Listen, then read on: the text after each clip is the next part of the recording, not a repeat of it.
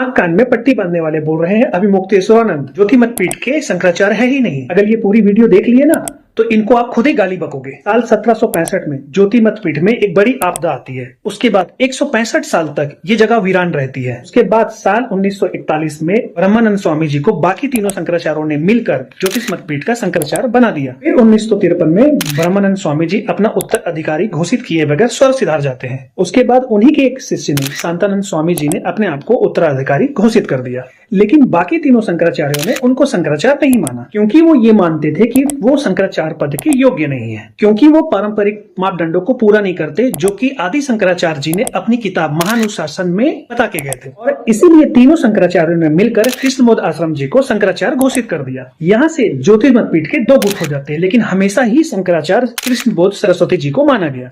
दूसरे गुट को बाकी तीनों शंकराचार्यों ने मान्यता कभी नहीं दी। कृष्णबोध सरस्वती जी के बाद स्वरूपानंद सरस्वती जी ज्योतिषमत पीठ के शंकराचार्य बनते हैं। बाद में उनको द्वारका पीठ के शंकराचार्य ने द्वारका पीठ भी संभालने को दे दी और इसीलिए स्वरूपानंद सरस्वती जी ने केवल दो दंडी शिष्य बनाए, एक सदानंद सरस्वती, दूसरे अभिमुक्तेश्वरानंद सरस्वती। यहाँ ये जानना जरूरी है कि दंडी सन्यासी को ही आगे जाके शंकराचार्य बनाया जाता है। अभी भी जिनको ज्ञान नहीं है वो इस क्लिप को देख के बोलते हैं कि उन्होंने दो दंडी शिष्य बनाए थे, और इसी क्लिप में आगे जाकर ये कहा गया कि स्वरूपानंद सरस्वती जी ने शंकराचार्य घोषित नहीं किया था। दो व्यक्ति को उन्होंने दंडी स्वामी बना दिया, शायद उनकी कल्पना रही होगी कि शंकराचार्य बनकर घूमे, और इसी क्लिप को हथियार बनाकर मीडिया हम सबको बेवकूफ बना रही है। अंतिम सांस तक किसी को शंकराचार्य बनाया गया। लेकिन न्यूज वाले ये नहीं बताते कि 2022 में जब स्वरूपानंद सरस्वती जी की मौत हुई थी, सिंगीरनी पीठ के शंकराचार्य जी ने ये बतलाया था कि शंकराचार्य जी जाते वक्त मुझे ये आदेश दे के गए थे कि ये हमारे दो शिष्य है, इन दोनों में से सदानंद सरस्वती महाराज को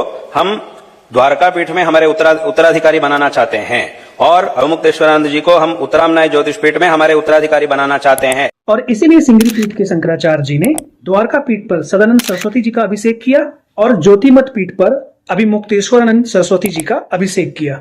जबकि आज भी मोदी जी द्वारका पीठ के शंकराचार्य के पैर पर सर रखते हैं।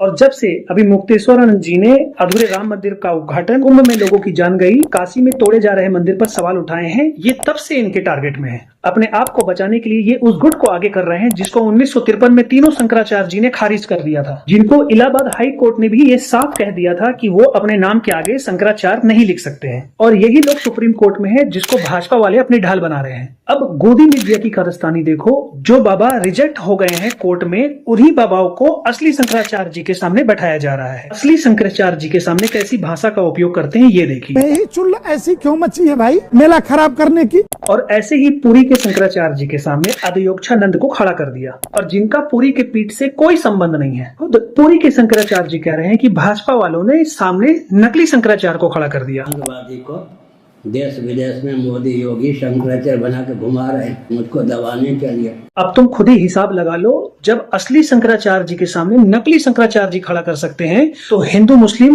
कैसे नेक्स्ट लेवल पर करते होंगे।